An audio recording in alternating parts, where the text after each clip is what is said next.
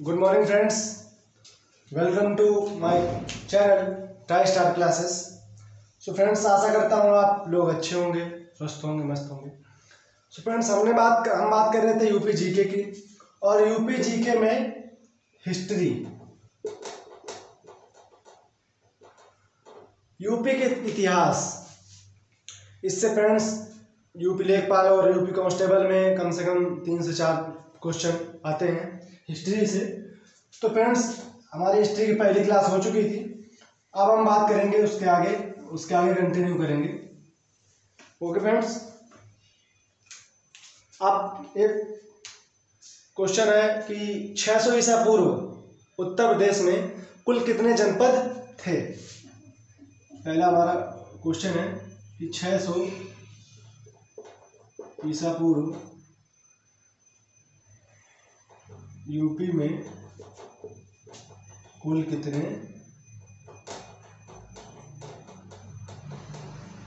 जिले थे।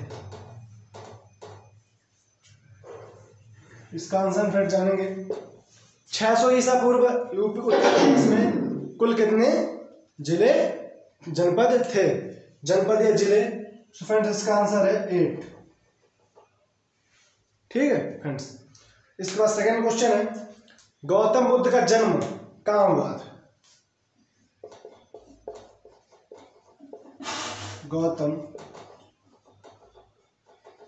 बुद्ध का जन्म कहाँ हुआ था।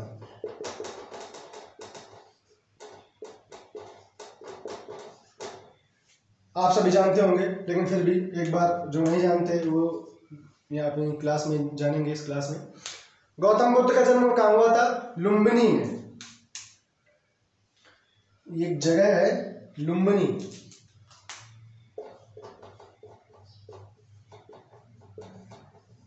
लुम्बिनी में ये किस जिले में थी? कपिलवस्तु। और देश की बात करें तो ये इस समय नेपाल में है। ये स्थान लुम्बिनी कपिलवस्तु का नेपाल में है फ्रेंड्स। 600 ईसा पूर्व उत्तर प्रदेश में कुल कितने जिले थे फ्रेंड्स? 8 जिले थे।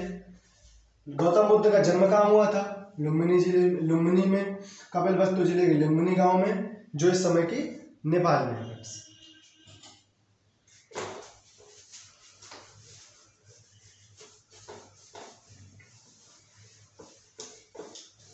इसके आगे बात करेंगे। अगला हमारा क्वेश्चन है कि इन्होंने गौतम बुद्ध की बात करेंगे अभी। गौतम बुद्ध की, इनसे रिलेटेड क्वेश्चन हमारे एग्जाम में आ जाते हैं, पूछे जाते हैं। तो फ्रेंड्स, हम इन्हीं बात करेंगे अभी गौतम बुद्ध की। इन्होंने अपना पहला उपदेश कहाँ दिया था? इन्होंने अपना पहला उपदेश कहाँ दिया था? तो पहला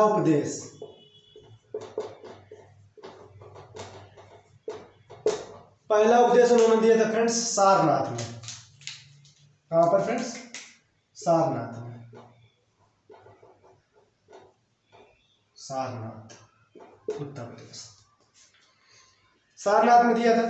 इस पहले उपदेश को एक और अन्य नाम से जानते हैं, धर्म चक्र परिवर्तन। धर्म चक्र परिवर्तन। किसको? पहले उपदेश को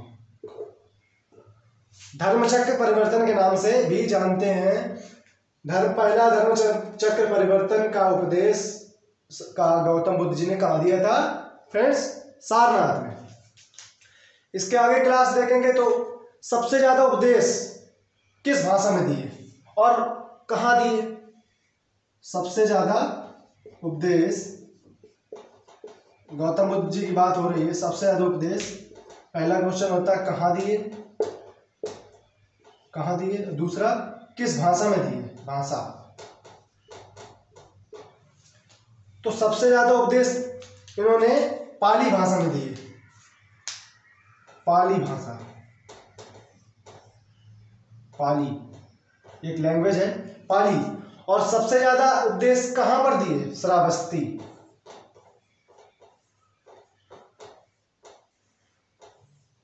सबसे ज्यादा उपदेश दिए पाली भाषा में, और कहां पर दिए फ्रेंड्स? श्रावस्ती में। ठीक है, आया समझ में? तो पहला उपदेश कहाँ दिया? सारनाथ। धर्म उसको क्या नाम से, क्या किस नाम जानते हैं? क्वेश्चन आ जाता है कि गौतम बुद्ध द्वारा धर्म चक्र परिवर्तन, पहला धर्म चक्र परिवर्तन कहाँ दिया गया था? तो घबराएंगे नहीं फ्रेंड्स, उसका आंसर क्या हो जाएगा?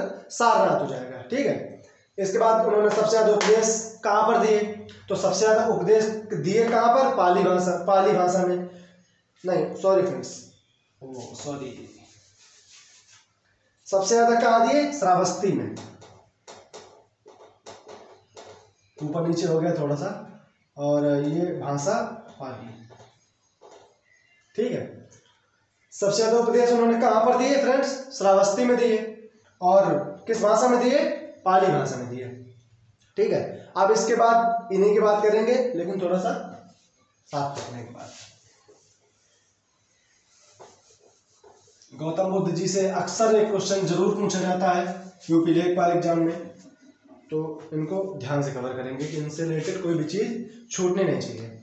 तो इन्होंने सबसे ज्यादा भाषा किस भाषा में उपदेश दिए? पाली भाषा में। उपदेश कहाँ पर दिए? श्रावस्ती में। इनका जन्म कहाँ हुआ था? लुम्बिनी में, जो समय के नेपाल में है। ठीक है, और पहला उपदेश कहाँ दिया? सारनाथ। क्या दूसरे नाम से क्या जानते हैं इसको? धर्मचक्र परिवर्तन। ठीक है, अब सबसे ज्यादा वर्षा काल, सॉरी, अब इन्हीं से रिलेटेड बात हो रही है, तो इनकी मृत्यु कहाँ हुई थी फ्रेंड्स? मृत्यु, अब जन्म मृत्यु सब इन्हीं जानेंगे। इनकी मृत्यु कहां पर हुई थी फ्रेंड्स? तो इनकी मृत्यु हुई थी कुशीनगर में। कुशीनगर, उत्तर प्रदेश। ठीक है फ्रेंड्स, कुशीनगर में हुई थी। तो इसके बाद अगला इसी में बुद्ध जी से रिलेटेड क्वेश्चन आता है कि युद्ध बुद्ध के जीवन काल से संबंधित घटनाएं किस जगह पर हुई? बुद्ध से संबंधित घटनाएं, गौतम बुद्ध जी से संबंधित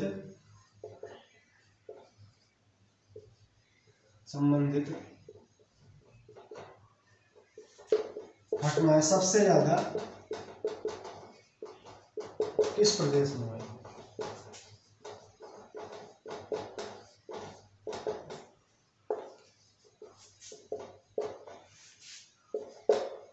किस प्रदेश में हुई? हम यूपी जी की बात कर रहे हैं, तो इसका आंसर क्या होना चाहिए फ्रेंड्स?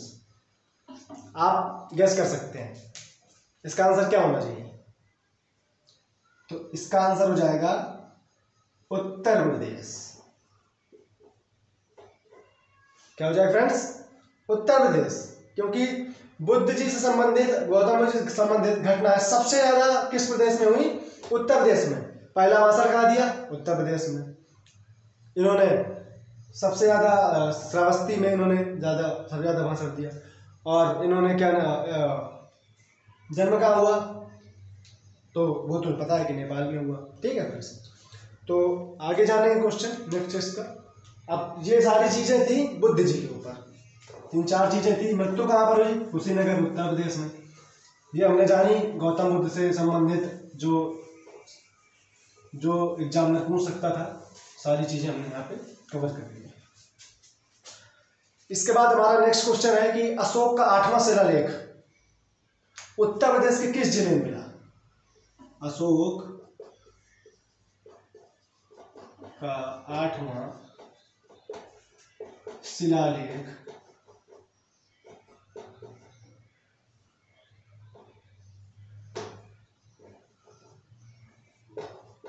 उत्तर प्रदेश के किस जिले पर प्राप्त हुआ? किस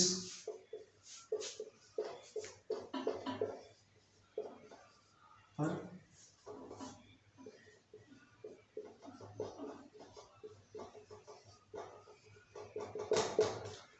अशोक का 8वां शिलालेख उत्तर प्रदेश के किस जिले पर प्राप्त हुआ? ठीक फ्रेंड्स, तो किस जिले में प्राप्त हुआ, किस जिले पर प्राप्त हुआ? तो इसका आंसर है फ्रेंड्स कुशीनगर। कुशीनगर,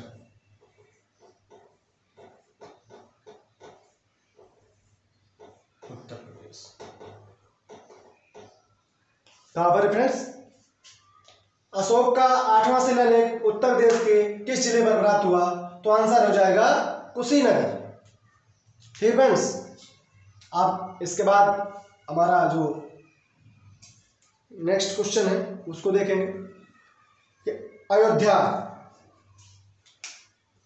एक टॉपिक जो है अयोध्या,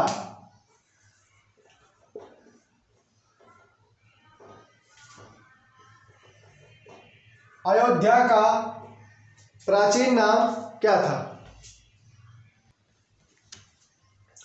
अयोध्या का प्राचीन नाम क्या था? अयोध्या का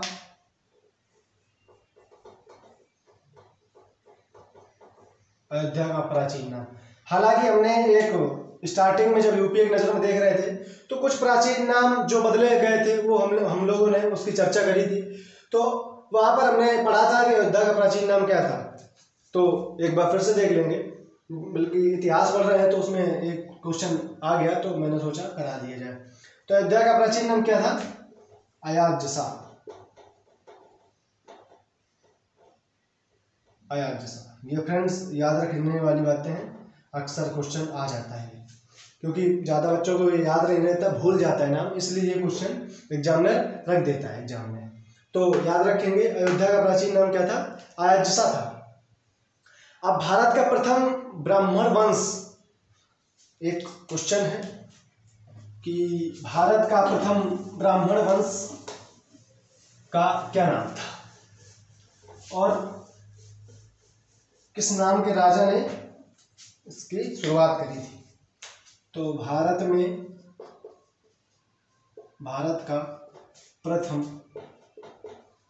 ब्राह्मण वंश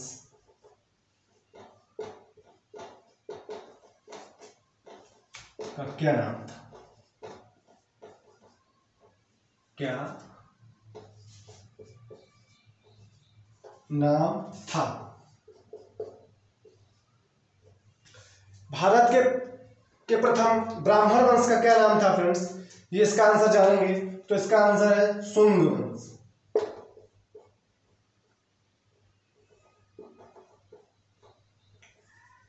क्या था फ्रेंड्स?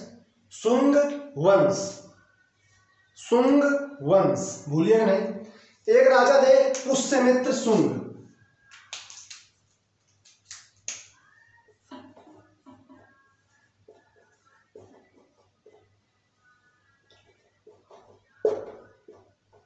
पुष्यमित्र शुंग राजा थे, नाम के राजा थे। ये भारत के पहले ब्राह्मण वंश के राजा थे। इन राजा ने एक दुर्लभ कार्य किया था, जैसे कि अयोध्या में इन्होंने 2 अश्वमेध यज्ञ, आपने सुना होगा, रामायण देखी होगी, तो उसमें चर्चा होता है जब अश्वमेध का घोड़ा लव को चुरा ले जाते हैं, तो वो वाला अश्वमेध यज्ञ अयोध्या में इन्होंने 2 बार वो यज्ञ कराया था। अयोध्या में सबसे पहले अयोध्या में 2 बार अश्वमेध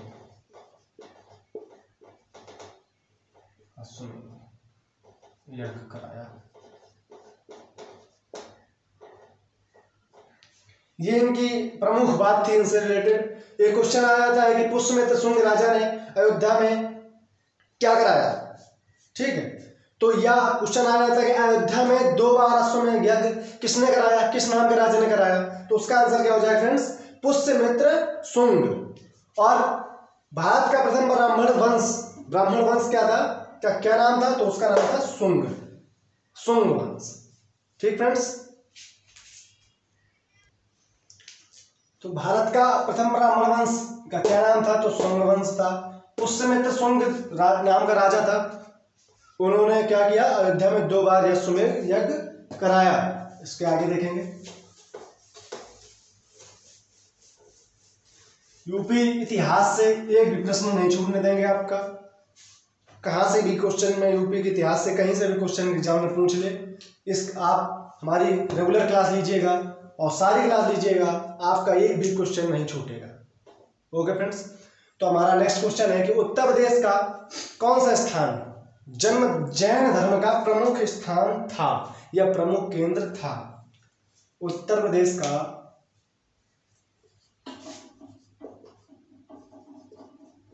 कौन सा स्थान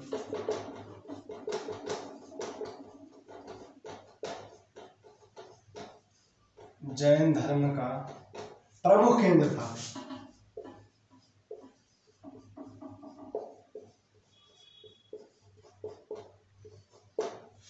उत्तर प्रदेश का ऐसा कौन सा स्थान था जो जैन धर्म का प्रमुख केंद्र था? तो इसका आंसर है मथुरा। क्या है फ्रेंड्स? इसका आंसर मथुरा। अब जैन धर्म अब जैन धर्म से लेकर रिलेटेड बात करेंगे। जैन धर्म, अब जैन धर्म आया तो इससे रिलेटेड कुछ चर्चा हो जाए। तो जैन धर्म के तीर्थंकर कितने थे? जैन धर्म के कितने तीर्थंकर अयोध्या से संबंधित थे तो काफी सारे, लेकिन एक क्वेश्चन आता है कि जैन धर्म के कितने तीर्थंकर अयोध्या से संबंधित थे? तो पॉइंट बनाएंगे इसको, देखेंगे जैन धर्म के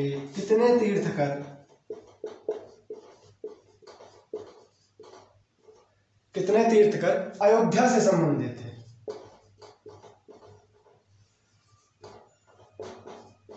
अयोध्या से संबंधित थे।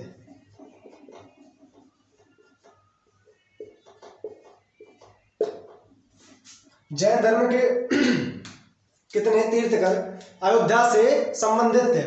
तो इसका आंसर है 5।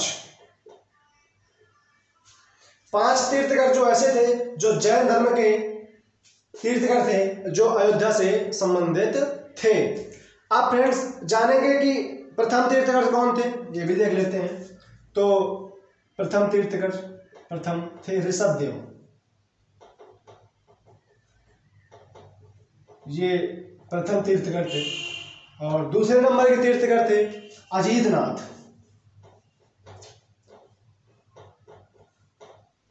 और एक और देख लेते हैं, चौथे नंबर के थे उनका नाम था अभिनंदन।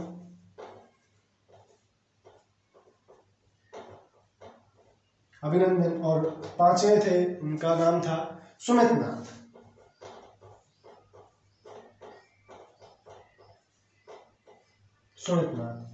ये वर्ड्स एग्जाम में अक्सर क्वेश्चन पूछा गया है कि जैन धर्म के प्रथम तीर्थंकर कौन थे। ये इंपॉर्टेंट है, स्टार लगा लीजिएगा इसमें। जैन धर्म के प्रथम तीर्थंकर कौन थे, उनका क्या नाम था? ये क्वेश्चन एग्जाम के दृष्टि से बहुत महत्वपूर्ण है। ठीक है फ्रेंड्स, तो इसको याद रखेंगे, पॉइंट लगा लेंगे, स्टार बना लेंगे नोट्स में जब बनाएंगे तो इसका आंसर है ऋषभदेव। जैन धर्म के प्रथम तीर्थंकर का क्या नाम था? ऋषभदेव। ठीक फ्रेंड्स, दूसरे हमारे अजीतनाथ, चौथे नंबर के हैं अभिनंदन और 5वें के थे सुमितनाथ। स्क्रीनशॉट ले सकते हैं आप।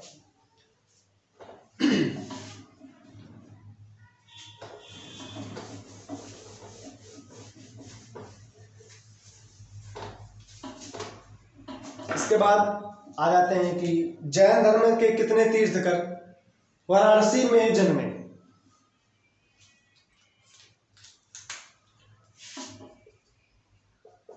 अभी जैन धर्म से रिलेटेड बात चल रही, तो जैन धर्म के कितने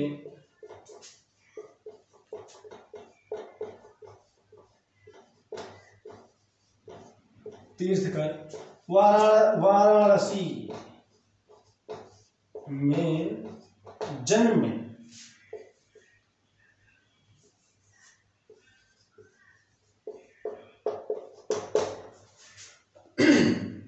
तो जैन धर्म के कितने तीर्थंकर वाराणसी में जन्मे? तो इसका आंसर हो जाएगा 2। अब आप कहेंगे उनका नाम क्या था? तो बिल्कुल नाम भी देखते हैं उनका क्या था। तो नाम था एक का सुपार्श्वनाथ, 2 थे, एक का नाम था सुपार्श्वनाथ।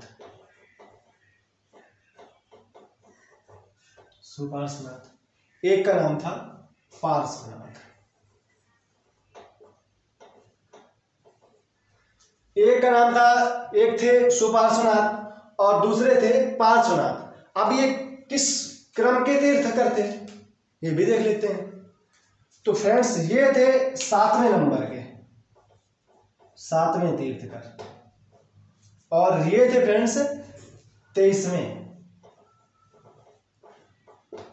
अब कहते हैं नाम सेम से मिल रहा है, सुपार्श्वनाथ और पार्श्वनाथ। तो फ्रेंड ऐसा नहीं है, अलग अलग व्यक्ति हैं और काफी बहुत ज्यादा डिफरेंस है इन लोगों के बीच में, लेकिन ये दोनों क्या थे कि बनारस में पैदा हुए थे, काशी विश्वनाथ में, काशी नगरी में, बाबा की नगरी में पैदा हुए थे, तो जन्मे थे। तो जो दूसरे पहले थे सुपार्श्वनाथ, ये 7वें नंबर के तीर्थकर थे, और जो पार्श्वनाथ थे वो थे 23वें नंबर के तीर्थकर। इसके बाद जैन धर्म से ये रिलेटेड क्वेश्चन थे जो हमने सारे कवर कर लिए हैं। शायद जो महत्वपूर्ण चीजें थी वो हो गई हैं। और इसके बाद अगला क्वेश्चन हमारा था कि भारत के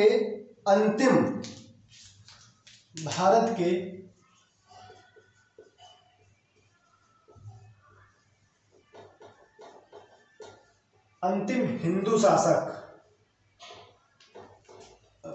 या हिंदू राजा, अंतिम हिंदू राजा कौन थे? भारत के अंतिम हिंदू शासक या हिंदू राजा कौन थे फ्रेंड्स? तो इसका आंसर है राजा हर्षवर्धन। ये अंतिम हिंदू शासक थे, हर्षवर्धन नाम था इनका। ठीक फ्रेंड्स, अब एक क्वेश्चन आता है कि गुर्जर प्रतिहार के द्वारा सर्वाधिक शासन किस स्थान पर किया गया? गुर्जर प्रतिहार के द्वारा सर्वाधिक शासन किस राज्य पर किया गया या किस स्थान पर किया गया? ठीक है फ्रेंड्स, या किस जिले पर किया गया? तो गुर्जर प्रतिहार, ये एक राजा थे, गुर्जर प्रतिहार नाम था इनका, तो के द्वारा सर्वाधिक शासन किस स्थान पर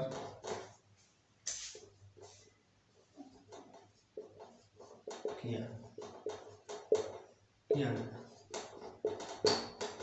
गुर्जर प्रतिहार नाम के राजा थे। तो एक क्वेश्चन बनता है कि गुर्जर प्रतिहार के द्वारा सर्वाधिक शासन किस स्थान पर किया गया और उस स्थान का क्या नाम था? तो फ्रेंड्स उसका नाम था कन्नौज। क्या था फ्रेंड्स? कन्नौज, जहां पर गुर्जर प्रतिहार राजा ने सर्वाधिक शासन किया। इसके बाद कन्नौज से रिलेटेड एक क्वेश्चन और बनता है कि महमूद गजनवी ने कन्नौज पर आक्रमण कब किया? शासन तो इन्होंने किया, लेकिन कन्नौज आया तो कन्नौज से क्वेश्चन याद आ गया कि महमूद गजनवी ने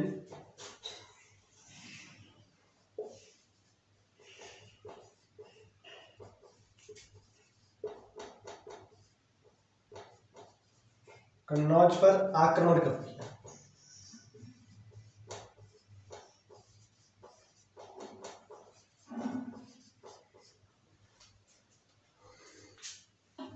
महमूद गजनवी ने कन्नौज पर आक्रमण कब किया? तो इसका आंसर है 1018 ईस्वी। याद रखने वाली बातें हैं फ्रेंड्स, ठीक है। तो भारत के अंतिम शासक या अंतिम हिंदू राजा कौन थे? हर्षवर्धन थे। और गुर्जर प्रतिहार के द्वारा सर्वाधिक शासन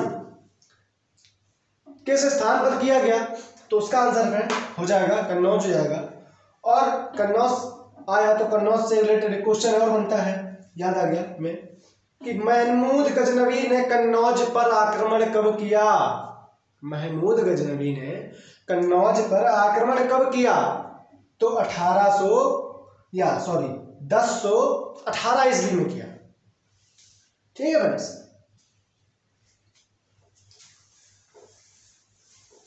इसके आगे देखते हैं।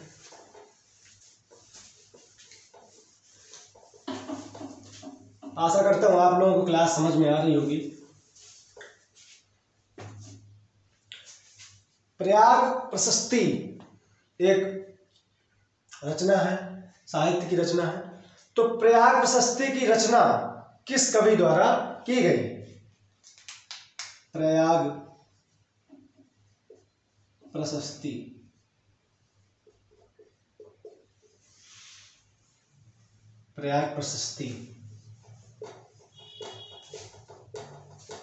की रचना किस कवि द्वारा की गई?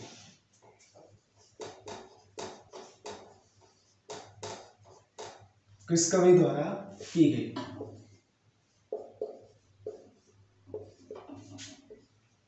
प्रयाग प्रशस्ति साहित्य है, तो और इसकी रचना किस कवि द्वारा की गई? तो इसका आंसर जानेंगे। तो इसका आंसर है हरिसेन। एक कवि थे हरिसेन, उनके द्वारा ये रचना की गई। अब हरिसेन आए तो एक क्वेश्चन और याद आ गया कि समुद्रगुप्त के दरबारी कवि का क्या नाम था? क्वेश्चन एक है कि समुद्रगुप्त के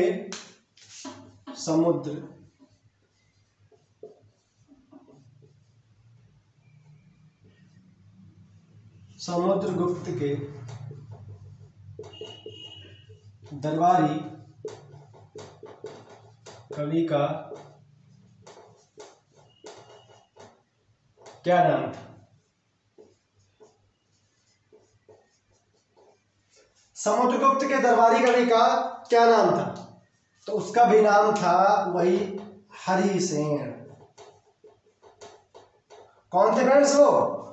समुद्रगुप्त के दरबारी कवि का क्या नाम था? तो उसका नाम था हरिसेन, जिन्होंने प्रयाग प्रशस्ति जैसे साहित्य की रचना की। ठीक है, आया समझ में? समुद्रगुप्त के दरबारी कवि का क्या नाम था? तो हरिसेन था। इन्होंने प्रयाग प्रशस्ति साहित्य की रचना की। आशा करता हूं समझ में आया होगा आप लोगों को। यस, नेक्स्ट करो।